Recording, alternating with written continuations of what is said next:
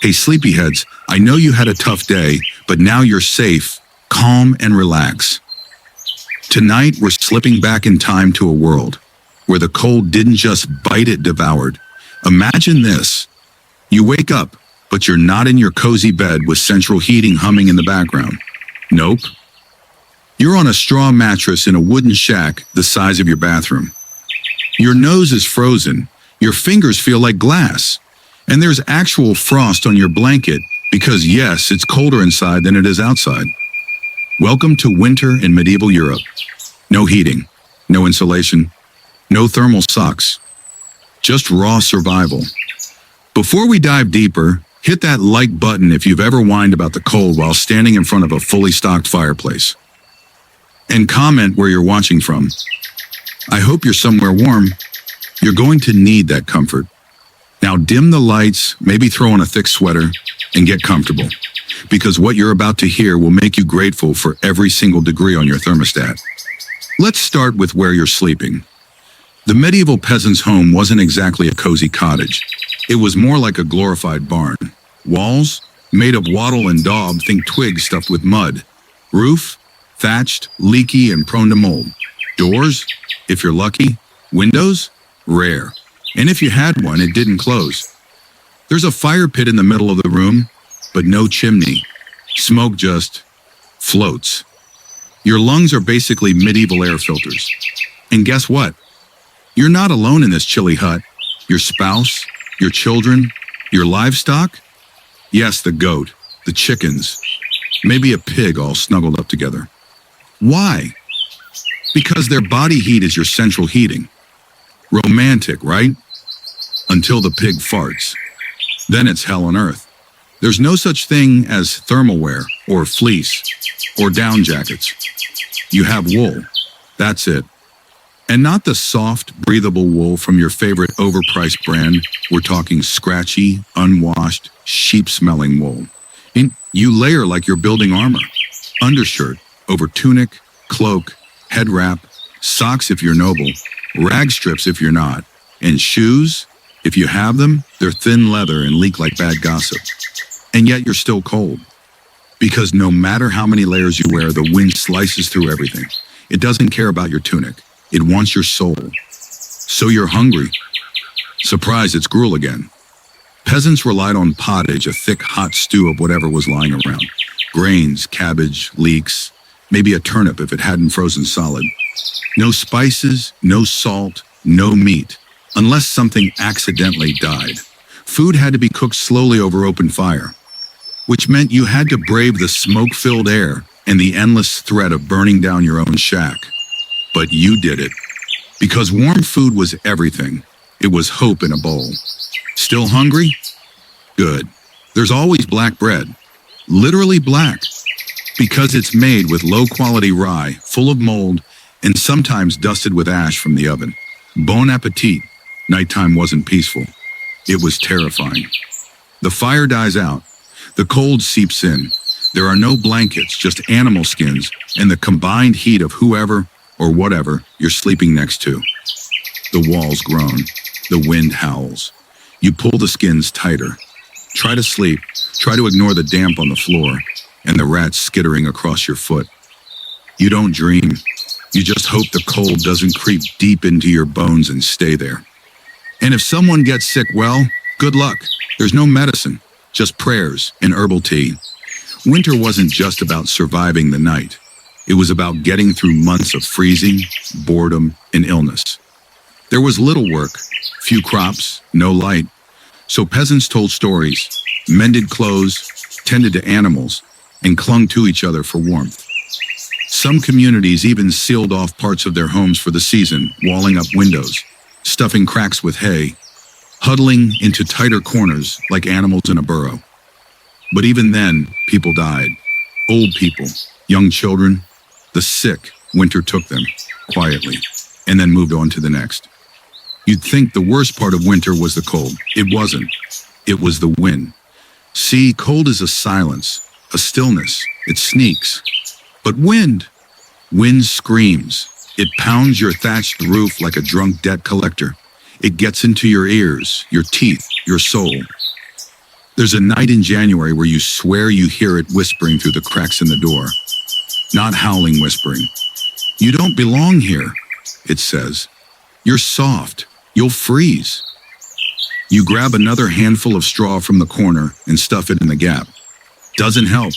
You pile sacks near the door. Doesn't help. The wind knows. It waits for a moment of weakness. And when it finds one, maybe a weak hinge or a snapped roof beam, it barges in like a winter demon, spraying snow inside your home. You scramble to keep it out. But it laughs and moves on. Medieval peasants feared wolves, yes. But wind was the nightly visitor you couldn't kill. Let's talk water. You walk to the village well. The bucket rope is frozen stiff. The crank groans like an old man's knees. You lower it down and splash. A thin layer of ice breaks. You haul it up, arms shaking, and start walking back with two sloshing buckets, praying you don't slip on the ice path. You fall. You might not get back up. There's no ER, just you, the ground, and pain. And inside your home, water is both treasure and threat. You use it to wash sometimes. Mostly you save it for cooking. But if it spills, it freezes. Instantly. That puddle on the floor? That's a trap now. Your kids will slip. You will curse. Then the firewood you spent all morning chopping will go into heating that one corner. Water. The most basic element of life becomes a daily enemy when the temperatures drop. So you're wrapped in wool, sleeping near animals, and sweating under layers. But here's the twist. You still itch. Because lice don't take holidays. Neither do fleas. Or bed bugs. They thrive in warmth, yes. But your body is the only source of heat in this frozen world, and they've declared it home. You scratch your scalp under your head wrap. You scratch your calves under 3 pairs of socks. You sit by the fire and hope it scorches them off. Some peasants literally burned their clothes to be rid of the itching. But then they were naked, so they just dealt with it. Winter was a war fought on many fronts, the cold outside, the pests inside, and your own sanity somewhere in the middle. Let's talk mental health. Not that medieval peasants had a name for it. It's February. The days are gray. You haven't seen the sun in a week. You're stuck inside a hut the size of a garden shed with 7 people and 1 dying chicken. You've heard the same stories 12 times. You're tired of pottage. You're tired of smoke. You're tired of hearing your uncle snore like a dying boar. You start talking to yourself. The walls echo it back. You light a tallow candle, but it smells like death because it's made from beef fat. There's no vanilla bean option here. The wax is greasy. The light is dim. It flickers in your eyes like a ghost trying to hypnotize you. And you wonder, how many more days until the thaw? But there's no answer. Just the scratching of a rat in the corner, the cough of a sick child, and the endless, unchanging dark. Somewhere around the 2nd or 3rd blizzard of the season, your mind drifts to superstition. You hear that in the next village, they buried a rooster under the threshold to bless the hearth. Someone swears by it, said their house stayed warm all winter. You don't believe it, but part of you wants to believe. So you start leaving bits of bread out for the spirits.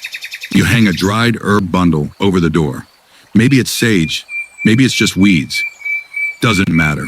You say a prayer to St. Bridget, then one to St. Blaise, then you hedge your bets and throw in one to Thor just in case the old gods are still around. Because when the cold drags on, peasants didn't just survive with fire and food. They survived with stories. They survived with rituals. They made sense of the madness by inventing meaning. And in a world where you could freeze to death between sleep and sunrise, a little belief was often the warmest thing you had. Some years, spring arrived like a savior. Other years, it didn't come at all. Crops failed. Rivers stayed frozen.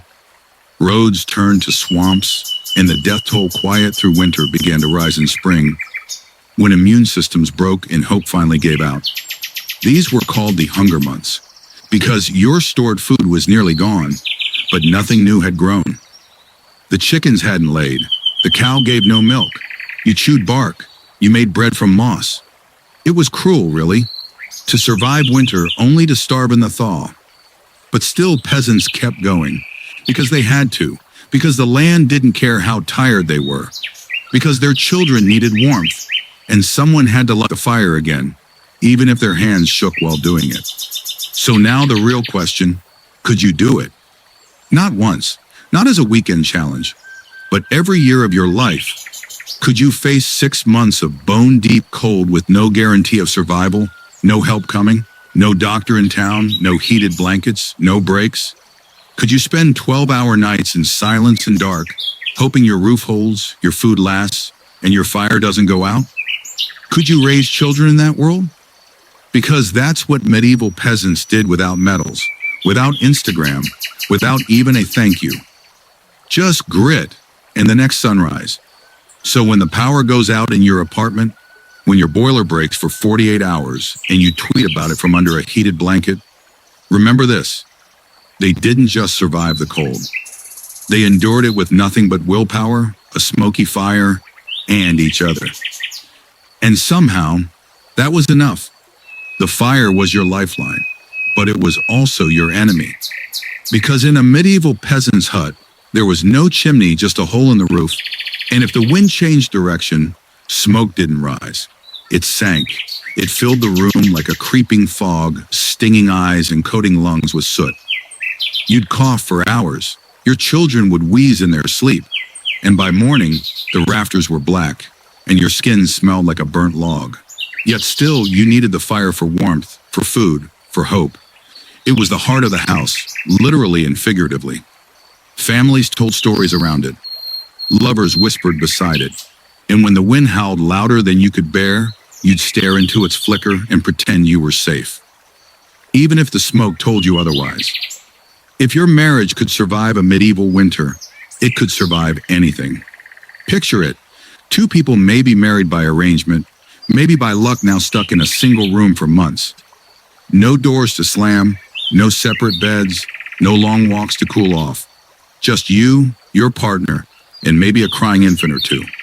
You learned each other's habits with painful clarity.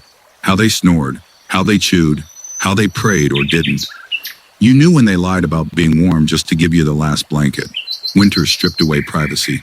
But in that closeness, some couples found an odd kind of intimacy, not passion necessarily, but partnership. Real, worn down, shared life kind of love. A mutual understanding forged in frost and hardship. And when spring came, if you were still speaking, that was victory. Children didn't get childhoods. Not really. A 5-year-old was expected to feed chickens. A 7-year-old learned how to break ice on the trough. A 10-year-old could gather wood, watch siblings, or carry buckets. And in winter, play was rare but not gone. You might find a group of kids rolling snow into balls. Not for fun, but to pack down a path for walking. Others chased rats from the grain. Some carved tiny animals from frozen mud and sticks toys they'd abandon as soon as chores returned. Sometimes they'd huddle around an elder, listening to ghost stories while their fingers numbed.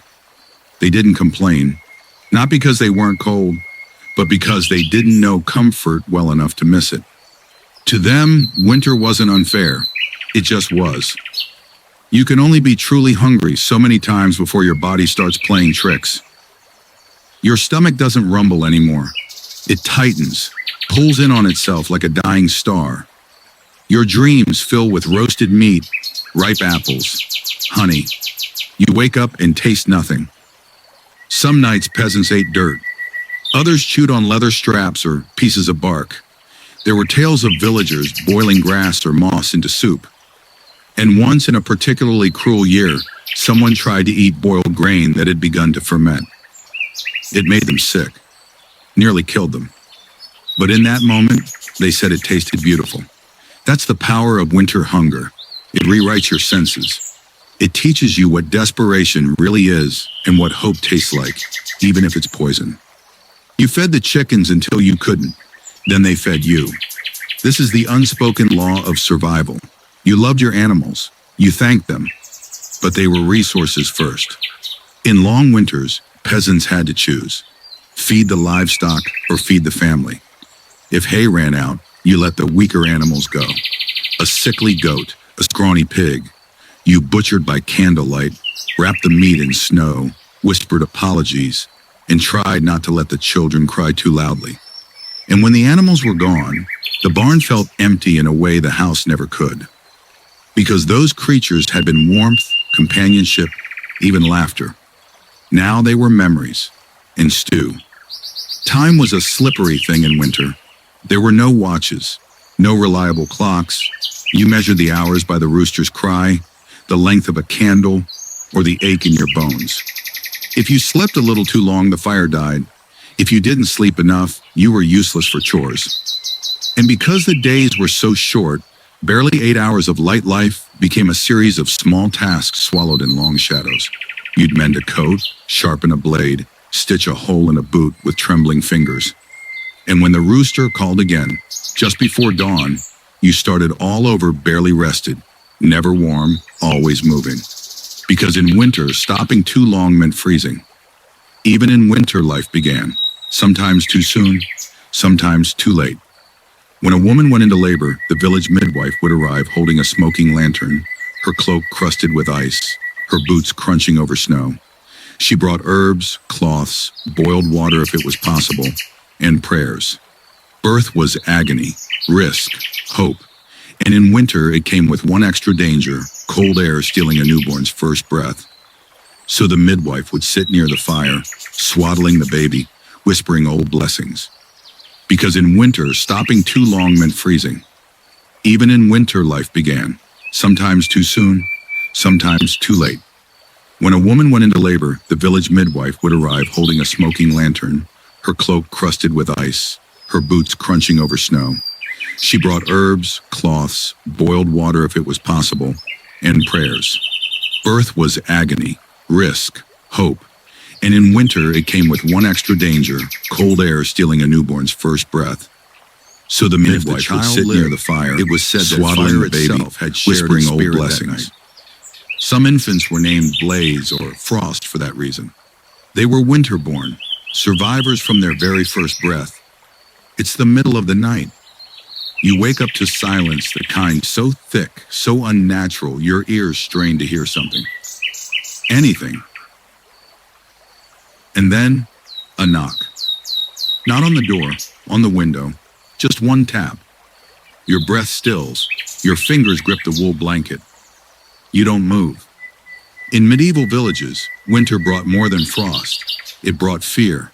Fear of the unseen. Witches. Spirits. Hungry neighbors. Wolves. Yes, real wolves. They'd creep to the edge of hamlets, their ribs showing through winter-starved fur. If they smelled blood or heard a crying infant, they'd come closer. Closer than you'd like to think. So when you hear that knock again, you don't open the door.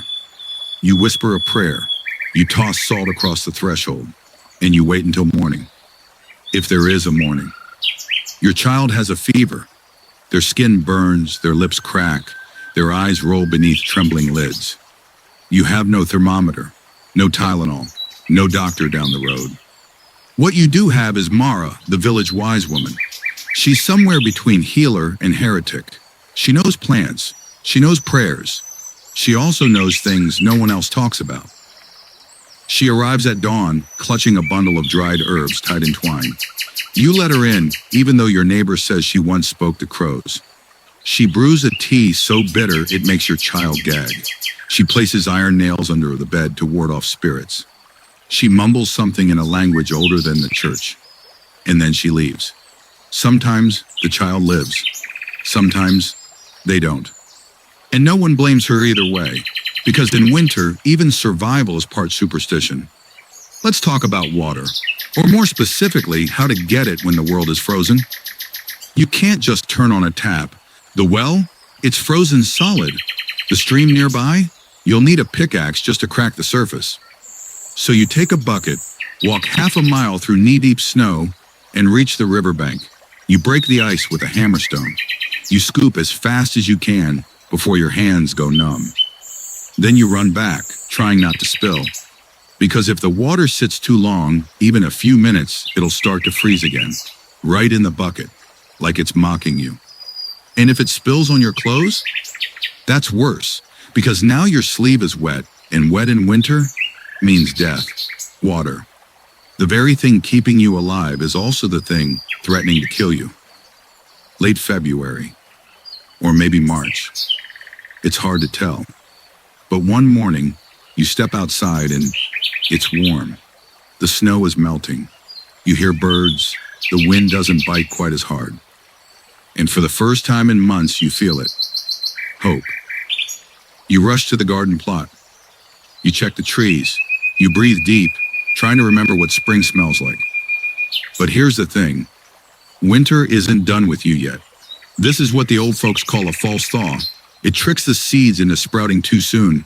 It makes calves drop early. It makes you lower your guard. No. And then wham. The cold returns. Harder, meaner. Like it's punishing you for dreaming. By now you know better.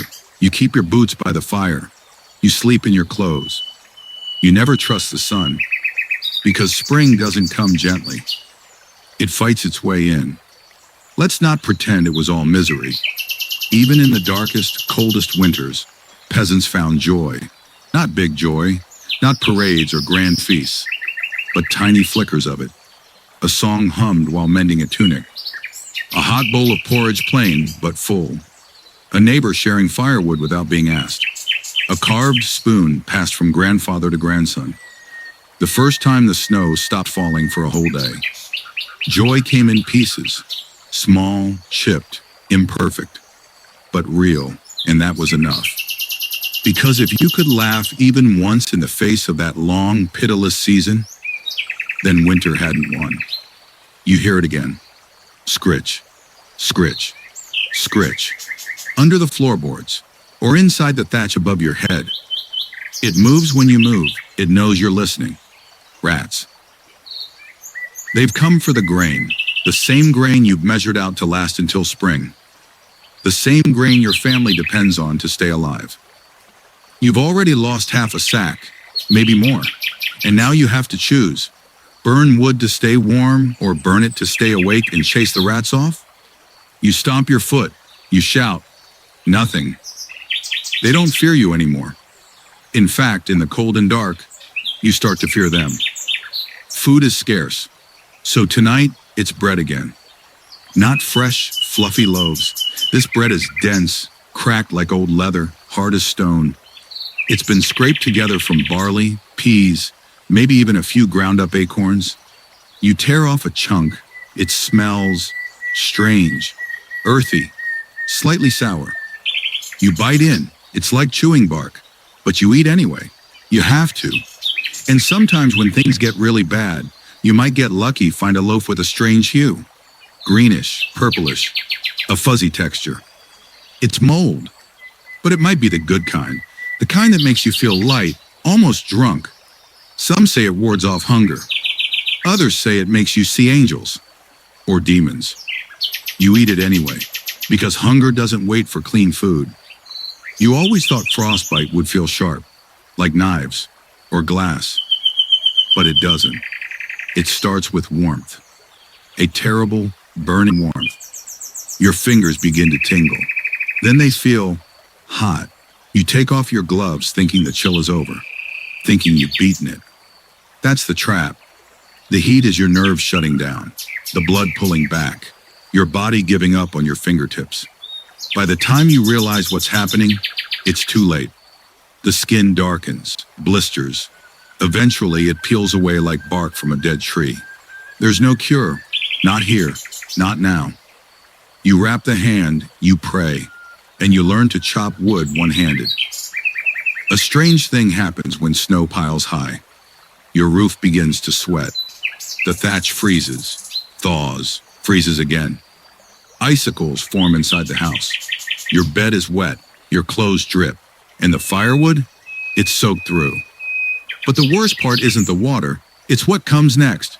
The thaw hits. The sun comes out for 2 hours, just long enough to loosen the snow packed on the roof. And then, with no warning, it collapses.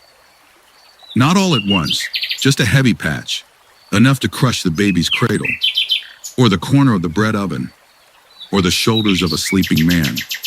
You shovel snow indoors for hours, and when you finally clear it, you rebuild the roof using wet straw, frozen rope, and blind hope. 3 more weeks until the first thaws. You count every turn of the moon. You remeasure the grain. You lie awake doing crude math in your head. You ration. But not everyone makes the same decisions. Some hide food, some steal, some lie. One family 2 doors down had 6 mouths to feed last month. Now they have 4. No one asks what happened, but no one knocks on their door anymore either. You've heard stories, old ones, of stew that smelled wrong, of broth made from bones no one could quite identify, of meat that was tender, but never salted, never dried, never caught in a trap. You tell yourself it's legend, that people couldn't do that. But when it's cold enough and empty enough, even stories eat the truth. There's a saying in your village, when the goat falls silent, dig a grave. But this goat, she's still standing, barely. Her ribs jut out like someone hammered sticks under her skin. Her fur is clumped with ice and dung. She hasn't given milk in weeks, but she's warm, she's alive, and so you let her sleep beside you. Yes, in the house. Every breath she exhales clouds the air. Every shuffle of her hooves thumps against the frozen dirt floor. You hate the sound, but you love that sound. Because as long as she's alive, you aren't starving yet. And when she does die, and she will, she'll be the last warm meal you'll remember tasting with your whole family still present. You know it's bad when the cough changes tone. At first it's dry, harmless, just irritation from the smoke. Everyone coughs in winter, the fires never stop. But then it deepens, slower, rattling, like a loose nail shaking in an old drawer. That's when you know the fever follows. Eyes go red, lips crack, the breath shortens, people sweat while the room stays cold. And there's no doctor, no herbs, no honey, no cloths clean enough to stop infection. So you wrap the sick in old wool. You whisper prayers. You smear crushed garlic on the door. You tell yourself it helps. But deep down, you've already begun carving a new cross to mark the snow-covered field where you'll lay them. March comes, and the snow remains. It's no longer beautiful. It's dirty, crusted, hard as stone. You punch it, and your knuckles bleed. The paths vanish. The fences disappear. You forget the shape of the land beneath you. One day you try to find a well. It's buried. You dig, hands numb, nails cracking for hours. You don't find the water, but you find something else. A shoe, still attached to a leg. The body is half curled, frozen mid-crawl. No one knows who it was. You bury it deeper and say nothing. The land doesn't need more ghosts talking back. You need firewood. So you go to the forest, alone. There's a quiet in winter woods that isn't peaceful. It's predatory. The trees creak like they're watching. Snow falls from a branch, and you flinch like it's a bear. You chop wood quickly. You listen harder. You've heard stories of men vanishing in the trees, taken by wolves, taken by madness. One man claimed he saw children laughing in the snow barefoot, hair covered in frost. When he followed them, he disappeared for 3 days. When he came back, his eyes were different. He refused to sleep indoors after that. Now, every branch crack, every shadow, every owl call makes you move faster. You don't rest, you don't look back. You carry the wood home like it's gold because to you, it is. You wake up to silence. Not the soft silence of snow, the hard kind, the kind that presses against your ears and makes your skin crawl. No dogs barking, no babies crying, no one stirring. You open your door and see them. People frozen in place, not dead, just still. A child curled in a ball under a broken wheelbarrow.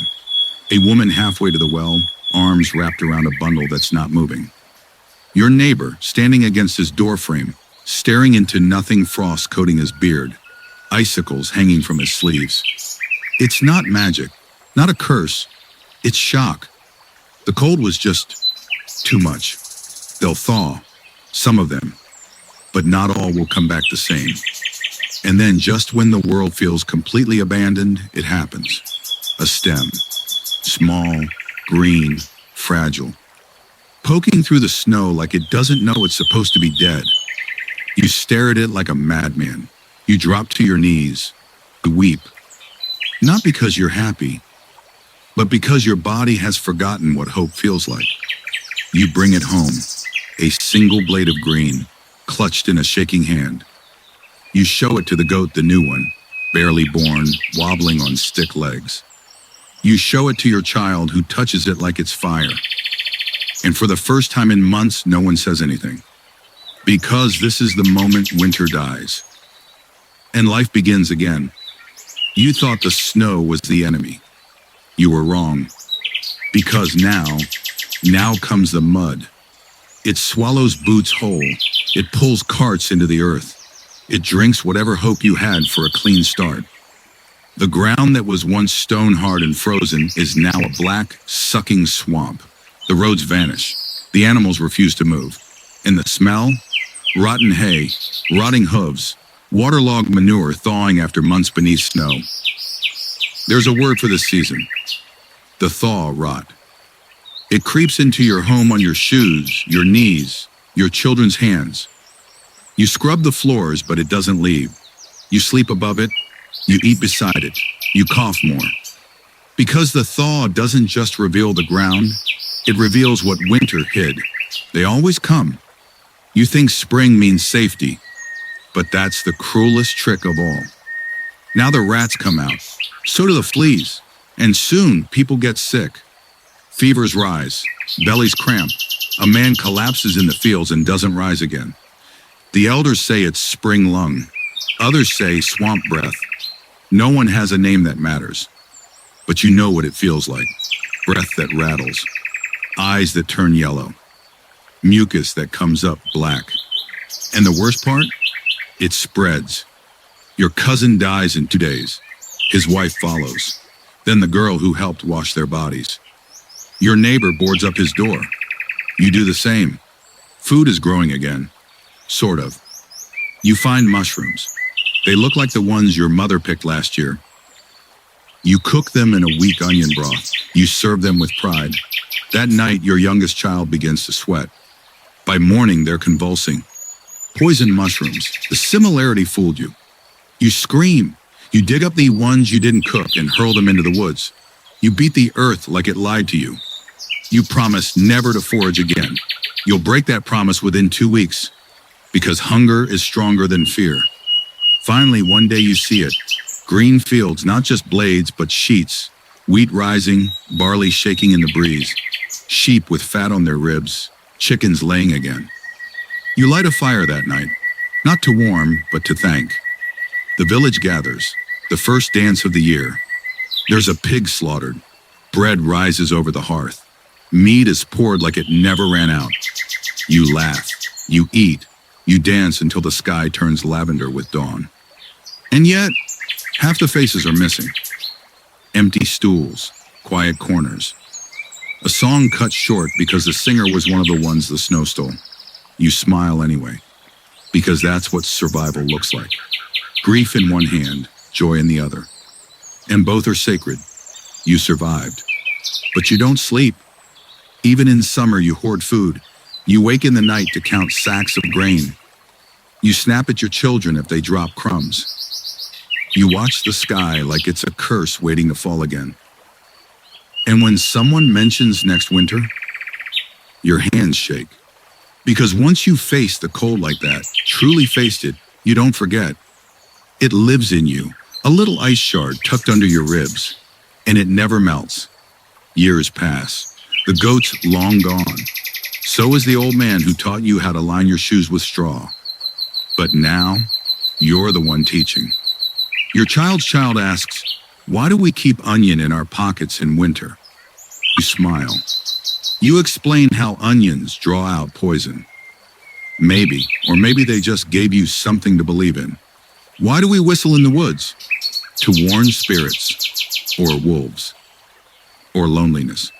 Every ritual, every trick, every habit born from survival becomes something deeper.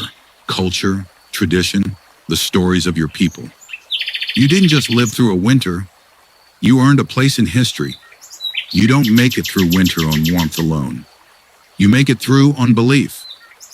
The charm around your neck, a dried mouse's paw wrapped in linen.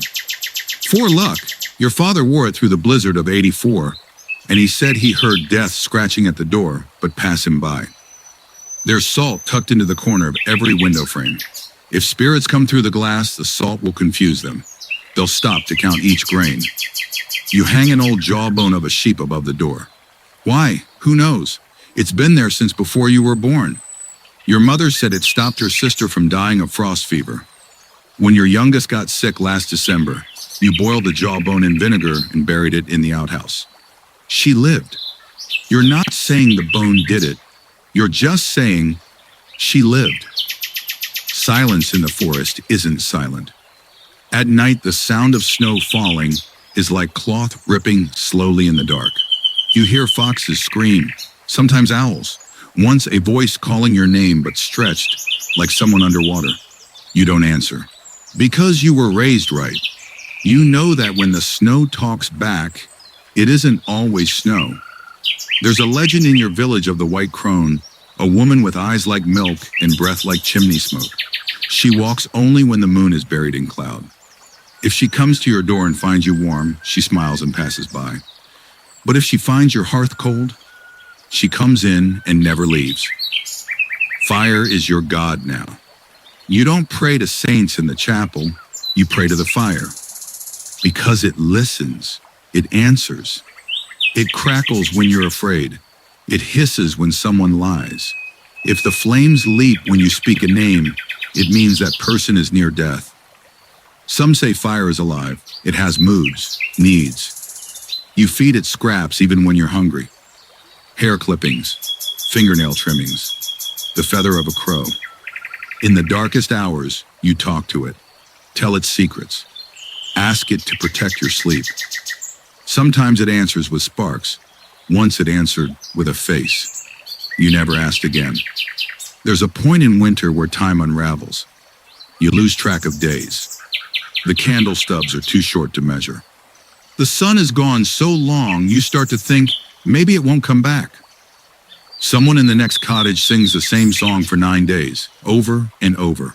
A lullaby with no end. She doesn't answer when you knock. Calm, you hear arguments that loop father against son, wife against silence. Words become sharp, then slurred, then silent again. One man paints the inside of his hut blue using ashes and goat's blood. Says it makes him feel like summer. You understand? And maybe that's worse. On the longest night, your great-grandfather visits you. Not as a ghost, not exactly. You wake up and he's sitting on the stool by the hearth. Steam rises off his shoulders. He's wearing the coat you buried him in. He doesn't speak, he just watches you. And for a moment, you feel the room warm. The cold slides back like it's afraid of him. Then he nods one slow nod and is gone. In the morning, you find the fire burned low but never out. Your little sister, who was wheezing with fever, is breathing clean. No one believes you, but you start leaving a seat empty by the fire each year on the same night. Just in case. And then, the first sunbeam hits your face like a slap. You blink, squint, cry a little. You forgot the world could be this bright. The snow is still piled against the walls, but it's melting now. You hear drips from the roof. The sky has color again. The crows are louder. It should feel like hope. It does, but also fear. Because now you can see everything winter left behind. The field is full of broken tools. The cow pen is empty. There's a crack in the wall that goes from ceiling to floor. Your mother's hair has gone gray. Your brother walks with a limp. But you stand, you stretch, and you walk out into it anyway. Because that's the peasant's answer to everything the world throws. You keep going. Even if your boots are broken. Even if your heart is too. Even if winter never really ends, just hides again, waiting. You keep going. Because spring needs you. And because next winter, it's already watching. You'd think the worst is over once the snow melts. But you'd be wrong. When the snow fades, it doesn't just reveal grass and paths. It reveals bodies. That neighbor who left for his cousin's village last December? There he is, curled beneath a tree stump near the old mill, a frozen shape, mouth open, hands clutching nothing. His chickens peck at the mud beside him, like nothing happened. And the smell. Gods, the smell. The first thaw brings the stench of everything buried. Dead animals, spoiled food, waste that couldn't be dumped. You breathe through your sleeve and keep moving. Because this is spring now. This is life, right? You're still hungry. Hunger is no longer sharp. It's just there. A slow ache beneath your ribs. A dull voice that whispers whenever you stop moving. You counted your last beans 5 days ago. The last turnip is half rotten. You scrape the mold off and eat it anyway. Someone traded a silver comb for a crust of bread last night. Another family butchered their only goat. Spring isn't food. Spring is waiting for food. It's watching the earth soften and praying it grows something before your belly caves in. You press your fingers into the dirt, pretending to feel sprouts. It's still too cold. In winter, everyone is too cold to argue. But now the mud is back, and so is memory. Remember that broken fence your neighbor said he'd fix last year? Still broken. Remember how they stole firewood and said they found it? You haven't forgotten. So when you see them at the well, you don't wave. You grip your bucket tighter and stare a little too long. Everyone's tired. Everyone's on edge. A chicken goes missing. 2 boys get in a fight. A woman swears someone cursed her cow's milk. The church bell rings more often now, not just for prayers, but for judgment. People are cracking, and the mud gets thicker. You fix what you can. You patch the roof with bark and stubbornness. You sew torn clothes with twine. You rub lard into your cracked heels and pretend it helps. Your neighbor digs a grave for her daughter. The ground is soft enough now. No one says much at the burial, just nods, quiet crying. She was 3. The priest says she's with the saints. You say nothing. You wonder if she would have made it to summer if you'd shared your last loaf. But you also wonder if your brother would be dead if you had. You carry that thought home like a stone in your coat. One morning you wake up and the moss is glowing. Actually glowing. It's the first thing green you've seen in months. You stare like it's a miracle. It's not edible, but someone eats it anyway, then throws up behind the cottage. Still, you gather it, put it on the table, pretend it's a meal. It lifts spirits somehow. The village starts telling stories, that the moss means the Earth Mother is waking, that summer is coming early, that the king will send food. All lies, you know it. But lies are warm. And winter taught you that warmth is survival. You survived. Not everyone did, and not without cost. You limped through December. You clawed through January. You whispered through February. And now you're still standing, but thinner, paler, harder. You look in the reflection of the icy pond and don't recognize your face. The wind doesn't bite anymore, but the memories do. Of your sister's hands turning purple, of your father coughing in the dark, of the cold so deep your thoughts froze mid-sentence. You carry those memories like a second spine. And somehow you're proud of it. You survived the winter, but more importantly, you're still here for the story. And come summer, the story will matter. You don't pray in a church, not really. You pray in the dirt.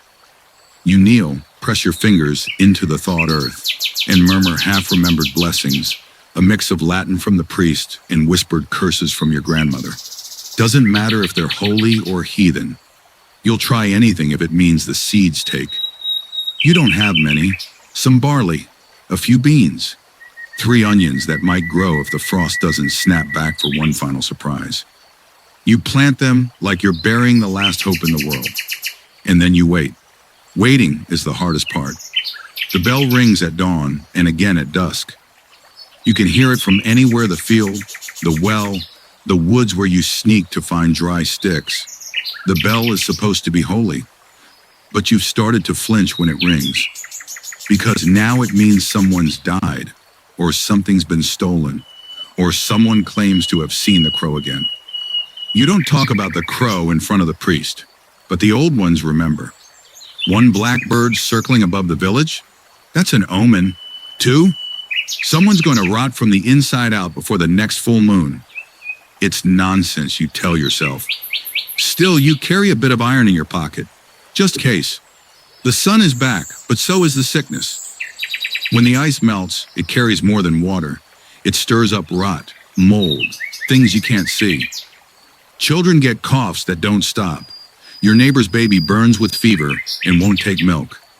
The priest comes, waving incense, muttering about sin and plague. But everyone knows the truth. The sickness isn't from sin, it's from the cold that never fully left, from sharing bowls, from sleeping six to a straw mattress, from breathing the same smoke-filled air for 4 months. You sleep with a rag soaked in vinegar tied around your mouth. Doesn't help, but it smells like something other than misery. That counts for something. One day, just after dawn, you see it. A green shoot, real green. Not moss, not mold. It's barley, your barley. You stare at it like it's a miracle. Then you fall to your knees and press your forehead to the dirt. You don't cry, not out loud, but your shoulders shake. Someone else sees their spinach poking through. Someone else finds a mushroom patch that didn't kill them. It's not abundance, it's not a feast, but it's life. A stubborn, fragile, stupid little sprout of life. And that's enough. The spring market opens, not a celebration, more like a nervous reunion. The carts roll in from nearby villages.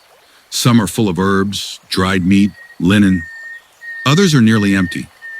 Everyone is quieter this year. Thinner, older, even if they're young. You trade a belt for 3 eggs. Your friend trades her mother's comb for a lump of cheese. And everyone keeps glancing sideways, wondering who didn't make it this year, who's not standing beside their usual stall, who's buried near the edge of the woods without a marker. Still you nod to each other, smile even, because you're alive, and you're together, and that has to count for something. You start to dream again. Not just survive, but actually dream. Of a bigger garden, of a new roof, of more goats. Even of love. You caught someone looking at you differently during the last prayer. You're not sure if it was affection or just dizziness. Doesn't matter, it made you blush. That's enough. Your bones still ache, your knees still creak like old wood. But when the wind blows through the grass, it sounds like music again. Not war drums, not death, just wind. And for the first time in months, you hum along. The cold took your uncle, the hunger took your friend, but it couldn't take your will, or your grit, or your laugh when your brother slipped in the pig pen and smelled like dung for a week. It didn't take your voice when you sing at night. It didn't take the way you hold your breath when fireflies come back. It didn't take your memory not just of the pain, but of the joy. That one morning when the whole village smelled like bread again. That one child's giggle that echoed across the well.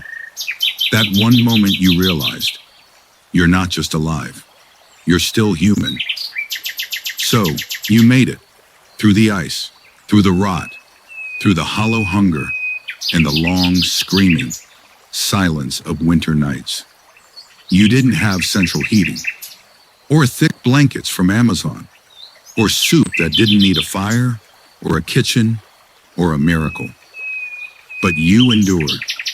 Because that's what medieval peasants did, not with swords or crowns or songs written about them centuries later, but with cracked hands, aching backs, and a kind of stubborn hope that no frost could kill.